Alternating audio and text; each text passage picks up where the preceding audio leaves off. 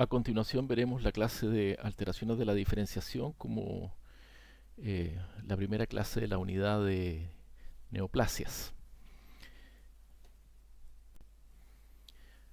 Las alteraciones de la diferenciación celular corresponden a alteraciones en el proceso normal de maduración de las células, desde células inmaduras hasta células adultas y funcionales. Es un proceso complejo y de duración variable. En algunos casos, si la noxa se mantiene, son mantenidas por largo tiempo, y en algunos casos, si la noxa desaparece, pueden revertirse.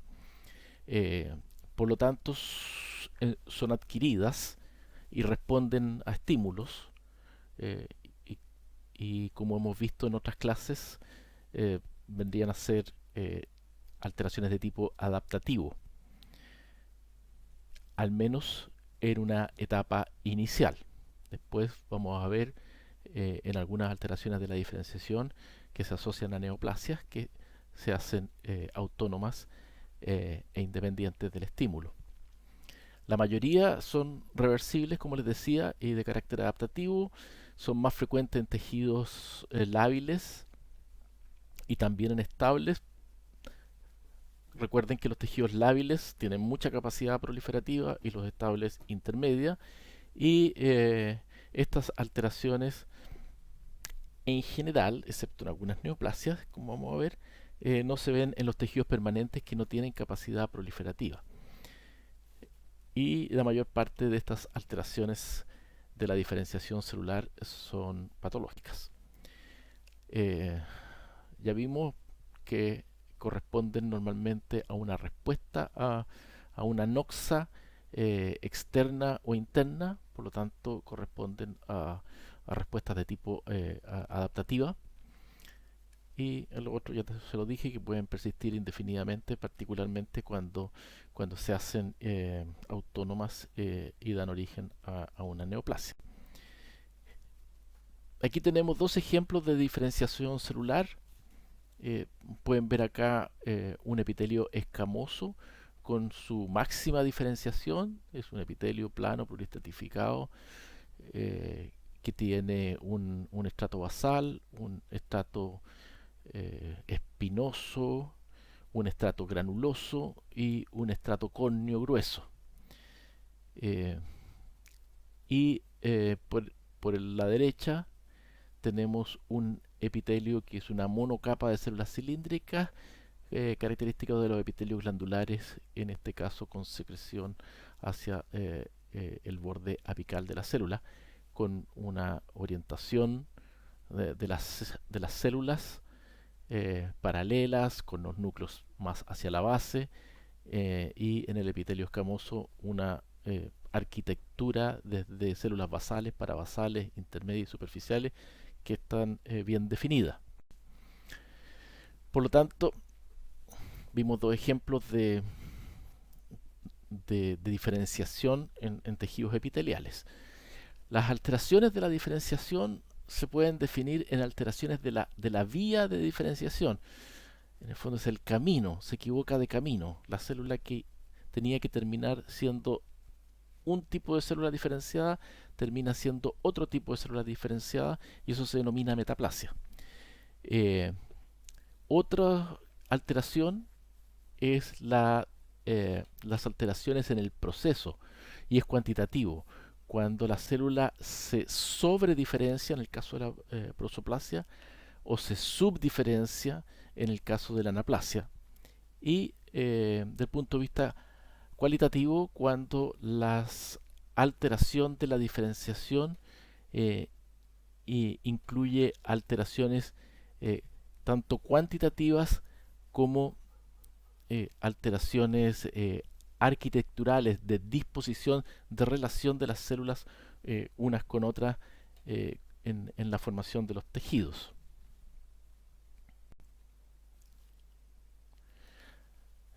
Así tenemos que estos cambios normalmente se producen a nivel de las células más indiferenciadas dentro de un tejido que normalmente corresponden a los tejidos o a las células de reserva o a las células madre de estos tejidos, que son las que continuamente están regenerando eh, el epitelio o, u otro tipo de tejido. En este caso aquí en la imagen mostramos un epitelio donde están las células basales y parabasales, que son las que van eh, eh, renovando continuamente el epitelio. Revisemos ahora los trastornos de la diferenciación principales que ya les mencioné, tanto aquellos de la vía como aquellos trastornos de la o del proceso. Eh, Primero vamos a partir viendo la metaplasia. La metaplasia corresponde a una lesión de tipo adaptativo y reversible, tanto en sus características morfológicas como en su función. Eh, Normalmente cuando se produce la metaplasia se pierde o se altera la función, pero si la lesión revierte se puede recuperar esta función. Corresponde a un proceso de regeneración, como decíamos, normalmente a partir de las células más inmaduras, pero en condiciones anormales o que toma un camino anormal. La condición necesaria para esto es que los tejidos tengan capacidad de proliferar. Eh, la NOXA va a determinar que se cambie la vía de diferenciación, pero el proceso de diferenciación tiende a ser normal, es decir, la célula madura y expresa una función, pero que no es normal en el sitio donde se está expresando, como lo vamos a ver con algunos ejemplos. Puede tener efectos adversos, como si se produce una metaplasia en un tejido glandular secretor, se pierde la secreción, se pierde el movimiento ciliar porque desaparece el epitelio que tiene cilios, o en algunos casos, como eh, ocurre en el cuello uterino, pulmón, estómago, en el esófago también, eh, la metaplasia a veces, no siempre, a veces precede una transformación neoplásica eh, que eh, se hace autónoma y termina en un tumor invasor y eventualmente diseminado.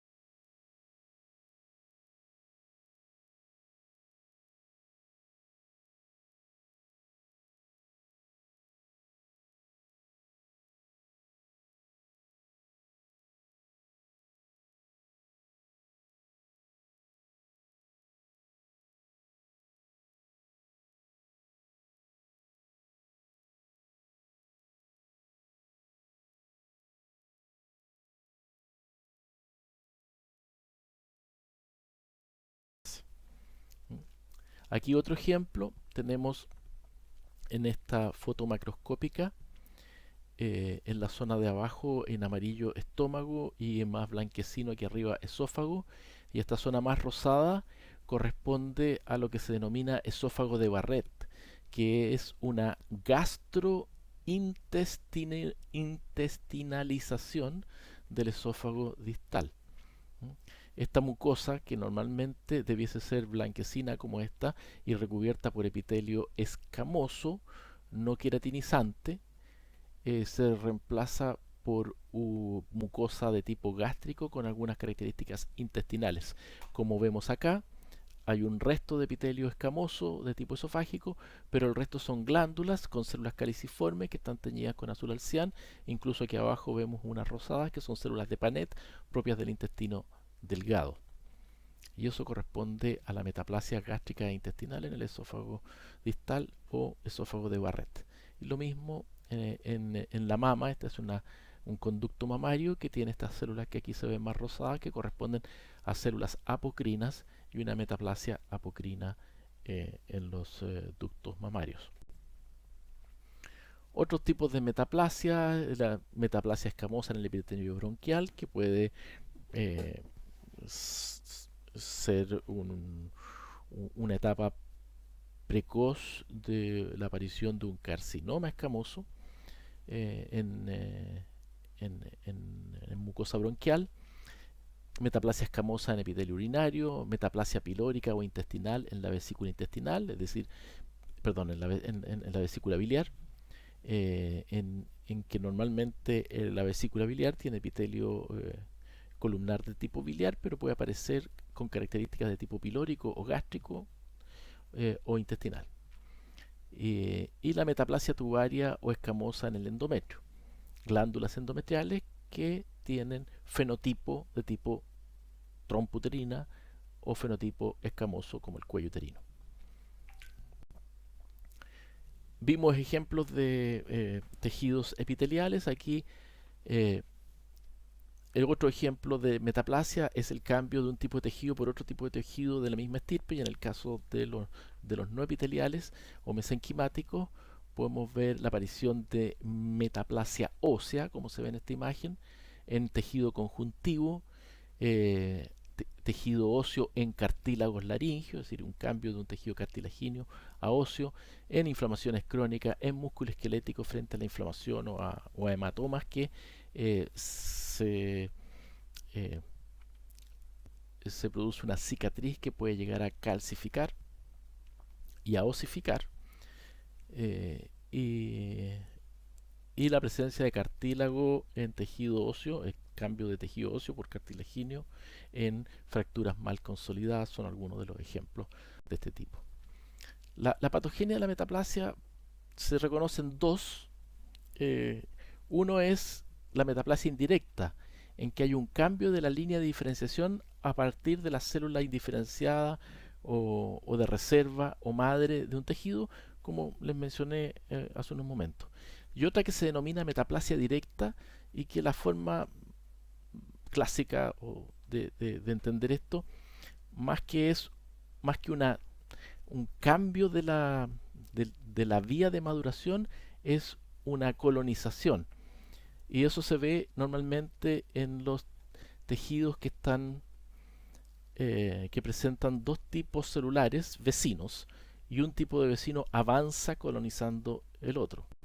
Como por ejemplo acá, recuerden que el cuello uterino tiene epitelio escamoso no queratinizante en el exocervix y epitelio glandular en el endocervix, pero hay una zona de interfase entre exo y endocervix.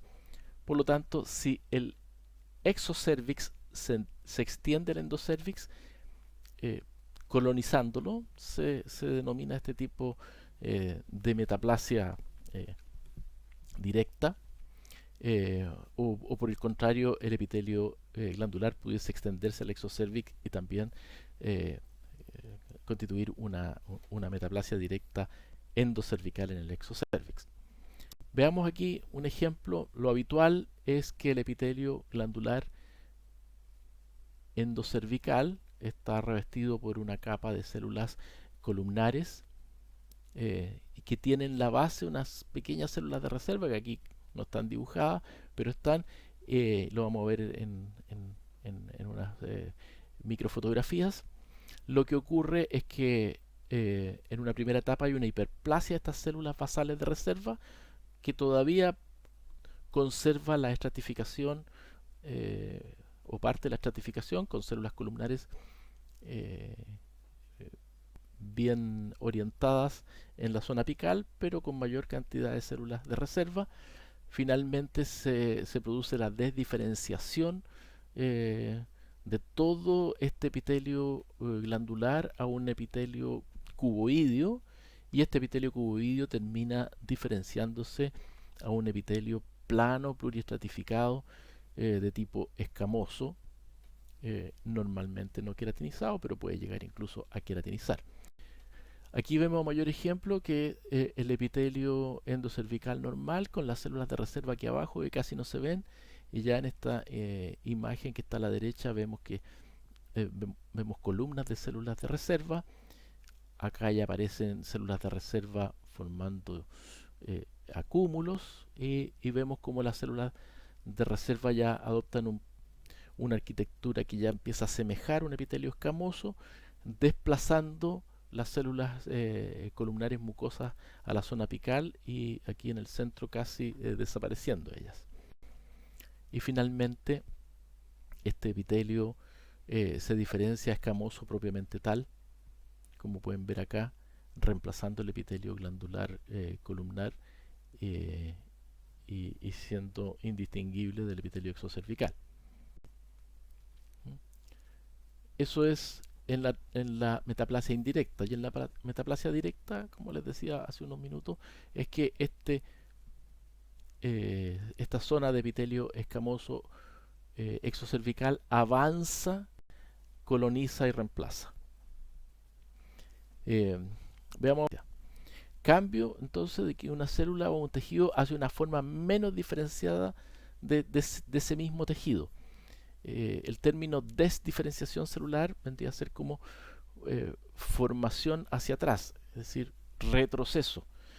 Y adquiere un aspecto de tipo embrionario o inmaduro. Hay dos tipos de anaplasia que podemos reconocer. Una es la anaplasia reactiva. Siempre que un tejido necesita regenerar, se desdiferencia, se hace anaplásico para recuperar su capacidad proliferativa y regenerar las células. Es así, por ejemplo, si se pierde tejido hepático, los hepatocitos remanentes se desdiferencian, se hacen más inmaduros, regeneran el tejido hepático y después maduran. Y lo mismo ocurre en las heridas y en las erosiones cutáneas o en las erosiones de mucosas. Otro tipo de anaplasia es la anaplasia neoplásica o preneoplásica, que normalmente está asociada a la displasia preneoplásica de los tejidos, que lo vamos a ver más adelante. Normalmente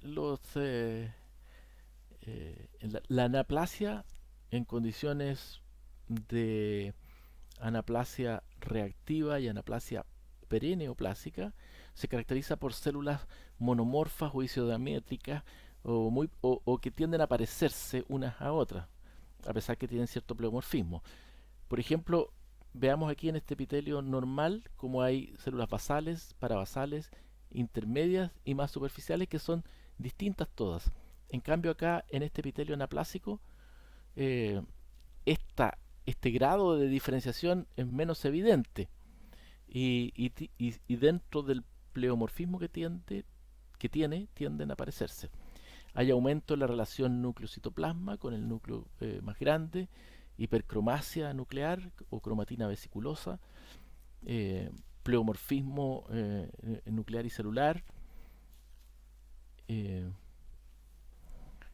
citoplasma es más basófilo porque tiene ribosomas libres que se sueltan o se liberan desde el retículo endoplásmico rugoso, y el núcleo que conjuntamente con el nucleolo prominente es un signo de mayor síntesis de ARN, y también hay disminución de los organelos citoplasmáticos que están relacionados a la eh, especificidad o diferenciación específica de ese tipo de células, como pueden ser los organelos asociados a la producción de muco y queratina.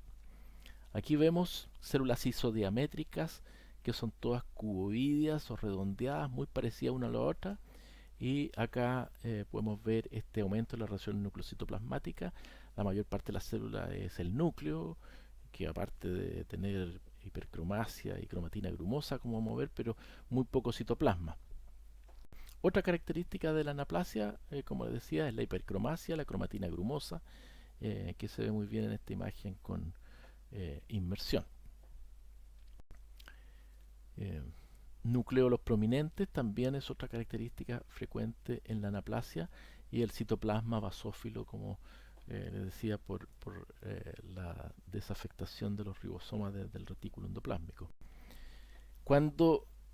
Ahora vamos a ver unas imágenes de una anaplasia que no es tan monomorfa, no tan isodiamétrica, que son las anaplasias que se ven en las neoplasias más indiferenciadas. Y vemos que hay mucha anisocariosis, en que los núcleos tienen distintas formas y tamaños, y anisocitosis, en que las células también tienen muchas formas y tamaños. Vemos células algo alargadas, otras más redondeadas, otras con el núcleo polarizado, etcétera. Y podemos llegar a grados de anaplasia como el que vemos acá, con gran variación en la forma y en el tamaño de las células y de los núcleos, incluso con presencia de algunas células gigantes, que es más característico de los sarcomas. Bueno, una de las características de la anaplasia, que los vamos a revisar un poco cuando veamos neoplasia, es este pleomorfismo.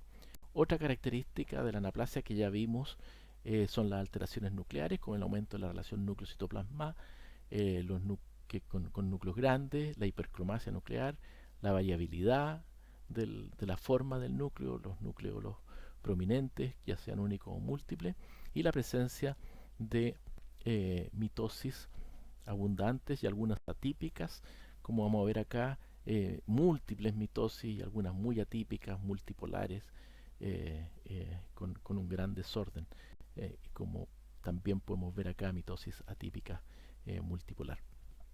Bueno, hemos visto ejemplos de epitelios más escamosos, y donde se puede evidenciar también la pérdida de polaridad o de estructura o de arquitectura es en los epitelios glandulares, donde si recuerdan otras de las imágenes que hemos visto antes, los núcleos estaban en la base. Bueno, aquí los núcleos están desordenados en la base, al medio o en la zona apical, y se produce este efecto de sobrepoblación nuclear. Otra característica citoplasmática es la alteración de, de la función normal de las células, con alteración de la secreción, alteración de las microvellosidades, aparición de algunos lúmenes intracitoplasmáticas, y la alteración en la proporción de los organelos, ribosomas, entre otros. Aquí tenemos un ejemplo de anaplasia neoplásica, cómo la diferenciación celular se asocia a la anaplasia, en que tenemos en que mientras más diferenciado un tejido, más se semejan a la estructura normal, y mientras menos diferenciado, menos se asemejan a la arquitectura normal de un tejido. Y así, normalmente, lo vamos a ver en la clase de neoplasia, las neoplasias se clasifican en bien diferenciadas y poco diferenciadas. Por ejemplo, si bien esto no tiene un aspecto muy parecido a ningún tejido, pero vemos que hay tubos, glándulas y una cierta ordenación de los núcleos, con algo de ordenación basal y un poco de citoplasma apical. En la imagen del centro vemos que hay algunos tubos, mucho menos que a la izquierda, y las células están bastante más desordenadas, con núcleos vesiculosos, y por último, a la derecha, un tejido más bien sólido, donde ya no podemos reconocer glándulas, ni siquiera esbozo de ellas, siendo todas estas imágenes de adenocarcinoma, pero uno con muchos túbulos, otra con muy pocos túbulos y otra sin túbulos. Pasemos a otro tipo de alteración de la diferenciación, cuantitativa, que es la prosoplasia, que a diferencia de la anaplasia, que es falta de diferenciación, esta es una sobrediferenciación, donde el tejido adquiere, también en forma reversible,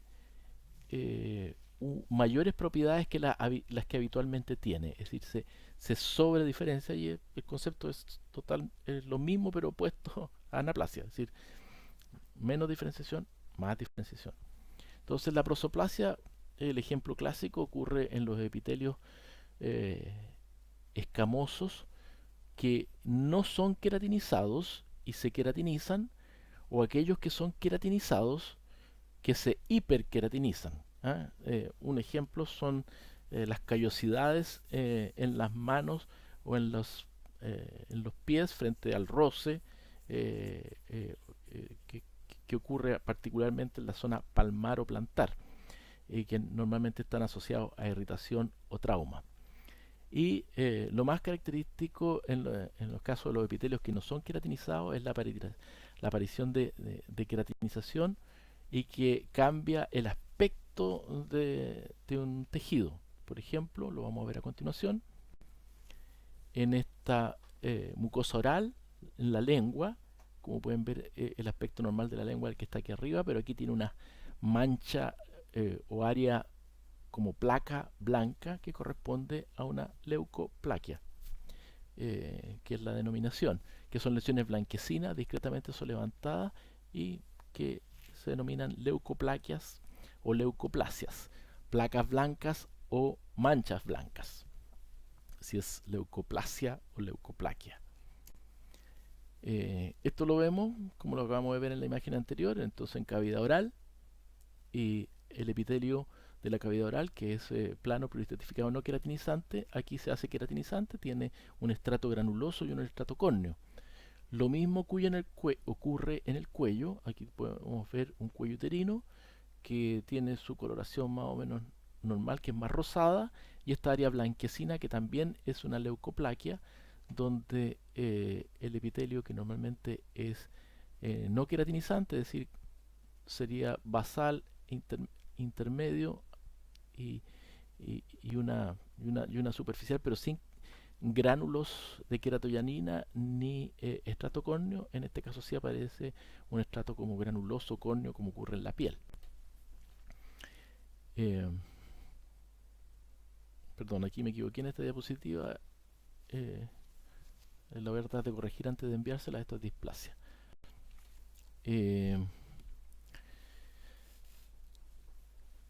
Entonces pasamos a la última alteración, que es la displasia, que tiene dos acepciones.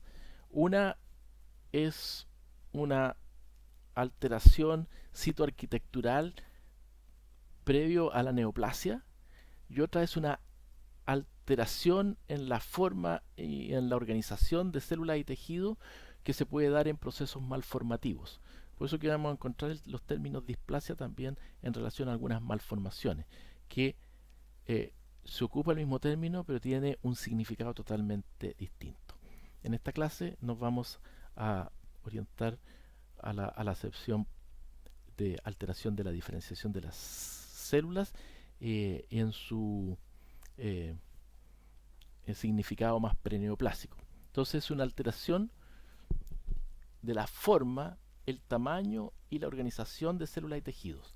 Entonces, recién vimos anaplasia, que había alteraciones de forma y tamaño, ¿no es cierto? Entonces, en el fondo, aquí, la primera parte de esto estamos diciendo que hay una alteración de la diferenciación y vamos a ver que normalmente está asociado a anaplasia. Pero la segunda parte es la organización de células y tejidos, es a la arquitectura que toma este tejido o estas células que están formando un tejido. Entonces, una forma de definir displasia es que es una alteración citoarquitectural, es decir, de forma y tamaño de la célula y de la organización de estas células. Entonces, citoarquitectural. Normalmente se evidencia como una alteración de la gradiente de maduración eh, y esta gradiente de la maduración lleva a que la arquitectura del tejido se distorsione. Lo vamos a ver. Y lo hemos visto en algunas, pero ahora se los voy a explicar cuando les muestre probablemente algunas imágenes que ya hemos visto. Y esta displasia constituye frecuentemente una lesión preneoplásica, particularmente en los tejidos epiteliales, en que si disminuye la maduración y se altera la arquitectura, estamos frente a neoplasias intraepiteliales de bajo grado, de grado intermedio, de grado alto, que normalmente constituyen carcinomas in situ.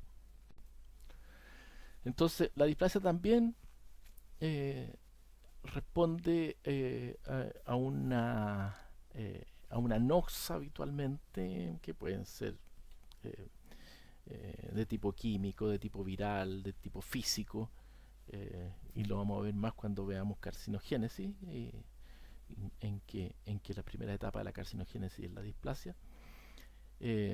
Y como es una primera etapa del cáncer, la displasia comparte muchas características citológicas con el cáncer, y ya les mencioné y les mostré a propósito de anaplasia algunas anaplasias precoces y otras anaplasias muy avanzadas en cáncer, y las características son similares, no necesariamente iguales. Entonces la displasia es la expresión morfológica de una alteración de la regulación del crecimiento, y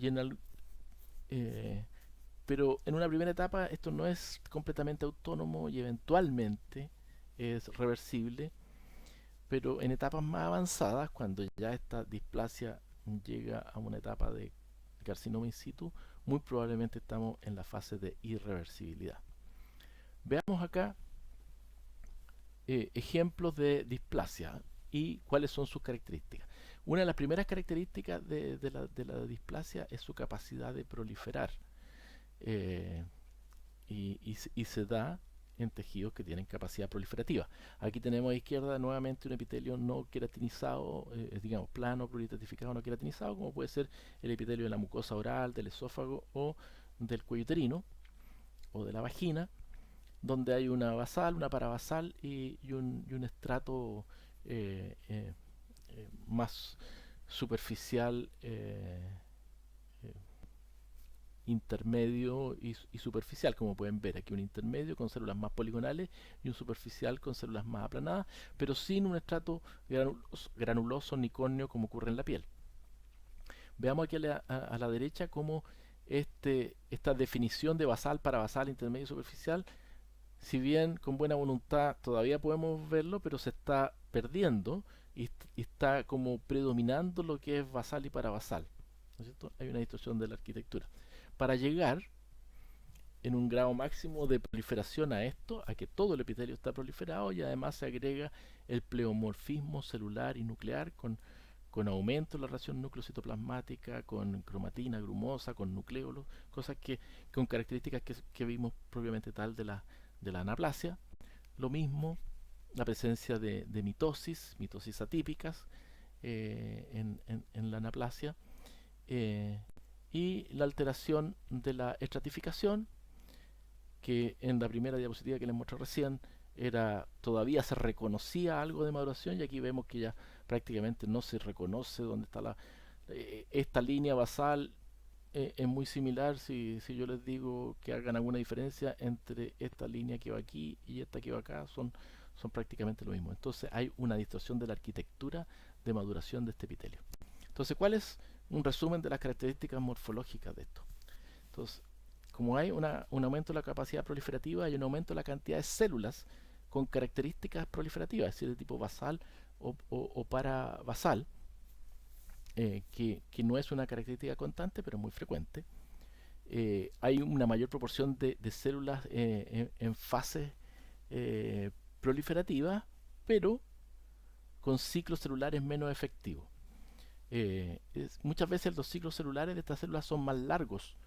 Uno cree que están ciclando más rápido, no, están ciclando más lento, pero hay mayor proporción de células que normalmente están en fase de reposo, que entran al ciclo celular a estar en fase proliferativa. Menos efectiva, pero están en fase proliferativa.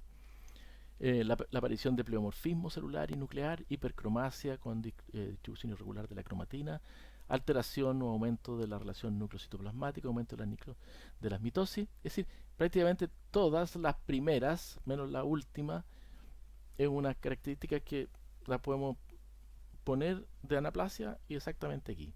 Es decir, el componente citológico de la displasia.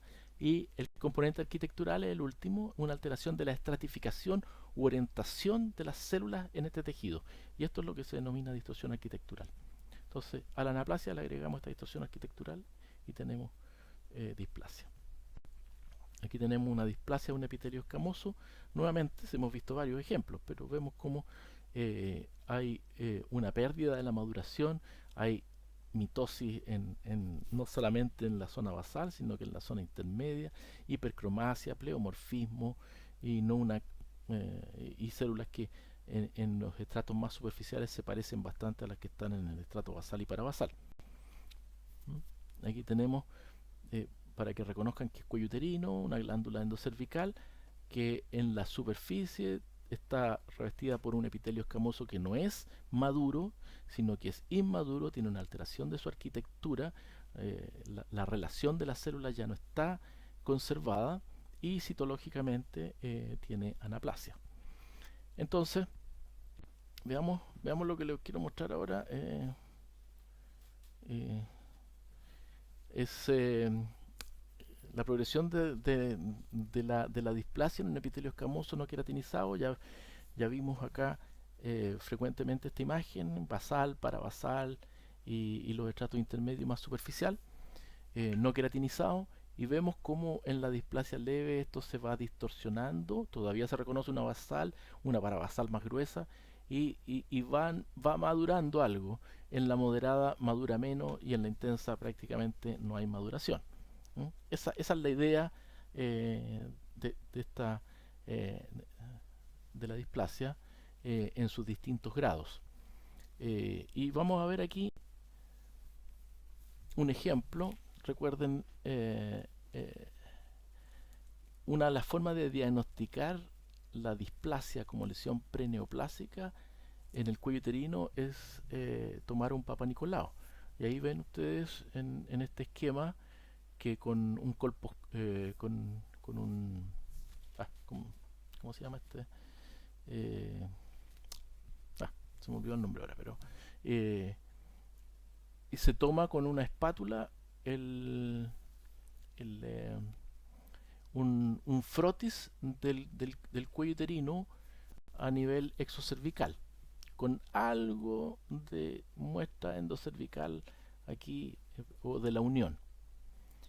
Entonces, ¿qué creen ustedes que va a pasar si nosotros raspamos y el epitelio es normal? Si raspamos y el epitelio tiene una displasia leve, moderada o intensa.